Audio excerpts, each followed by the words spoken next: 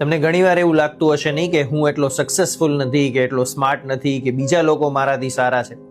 તો કૃષ્ણ એવું કહે છે કે આમાં તમારી પરિસ્થિતિનો વાંક નથી, પરંતુ તમે પોતાને જે રીતે જુઓ છો ને એનો વાંક છે.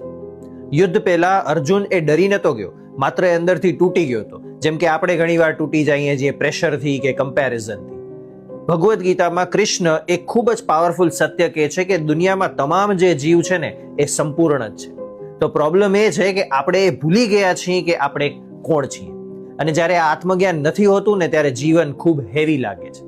જ્યારે આ આત્મજ્ઞાન થઈ જાય છે ને ત્યારે જીવન ખૂબ સરળ થઈ જાય છે. અને આ જ્ઞાનની વાતને ભગવદ્ ગીતામાં કીધું છે બ્રહ્મ વિદ્યા.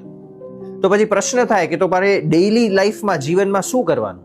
તો કૃષ્ણ કહે છે કે કર્મ ઉપર ફોકસ કરવાનું, એના જે પરિણામો છે એની સાથે ખૂબ બંધાઈ નહીં જવાનું. જો ધાર્યા પ્રમાણે રિઝલ્ટ મળે તો આભાર માનવાનું, અને જો ન મળે તો ગ્રોથ સમજીને આગળ વધવાનું. જ્યારે આ ગમા અને અણગમાથી મન દૂર થઈ જશે ને ત્યારે તમારું મન ઓટોમેટિકલી શાંત થઈ જશે. અને જ્યારે આ શાંત મન છે એ સાચા નિર્ણય લઈ શકશે. અને જ્યારે નિર્ણય સાચા લેવાશે ને ત્યારે જીવન આપોઆપ સુખી થઈ જશે. તો કૃષ્ણ આને ભગવદ્ ગીતામાં યોગ શાસ્ત્ર કહે છે. એટલે ભગવદ્ ગીતામાં બ્રહ્મ વિદ્યા અને યોગ શાસ્ત્ર છે, જે કોઈ ફિલોસોફી માત્ર નથી, એક સચોટ અને સટીક ગાઈડ છે.